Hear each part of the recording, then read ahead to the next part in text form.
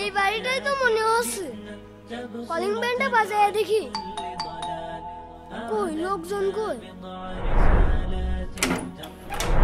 কি হয়েছে সাহেব, আপনার মনে হয় কোনো পার্সেল ছিল?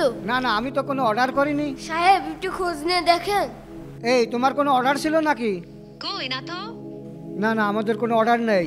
সাহেব, তাহলে উপরতলার কেউ হবে হয়তো। আরে ভাই, ভালো করে জানো অর্ডার টাকা, তারপরে কলিং বেল দাও। না জেনে না বুঝে হুট করে কলিং বেল দেবে না। ঠিক আছে সাহেব, আসি।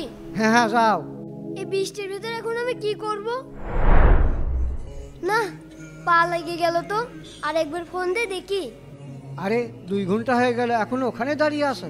বাইরে তো বৃষ্টিও আসছে।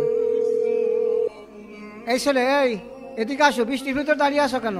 না না সাহেব, ফোন দিয়েছি, সমস্যা নেই। আরে তুমি এদিকে আসো তো। আচ্ছা, আসছি। বাইরে বৃষ্টিতে ভিজার থেকে ঘরের ভিতরে এসে বসো। বিসমিল্লাহ। বলবো নাকি? যত সময় ফোন না ধরে তত সময় তুমি এখানে বসে থাকো। সাহেব, ওষুধ খাওয়ার দরকার, একটু পানি হবে? হ্যাঁ হ্যাঁ, পানি তো আছে। আচ্ছা, তুমি কি খাবার খেয়েছো? না সাহেব। আচ্ছা, তুমি এখানে একটু বসো, আমি একটু খাবারের ব্যবস্থা করছি। এই নাও, এই খাবারটা খেয়ে নাও, আর পার্সেলটা ওখানে রাখো। আচ্ছা ঠিক আছে। এই নাও। আলহামদুলিল্লাহ, খাবারগুলো মনে হচ্ছে অনেক সুস্বাদু। এই চাচা, কোনো পার্সেল মার্সেল? ও, আপনি এখানে? আর আপনাকে আমি খুঁজে বেড়াচ্ছি বাইরে। সরি ভাই, সরি। এই যে আপনার পার্সেল। দে। আর চাচা, আপনিও কেমন? যাত্রার ঘরের ভেতরে বসায় এনে খাওয়ানো শুরু করে দেন, যত সব পাগল ছাগল। তাহলে আমি আসি। আরে, তুমি কাঁদছো কেন?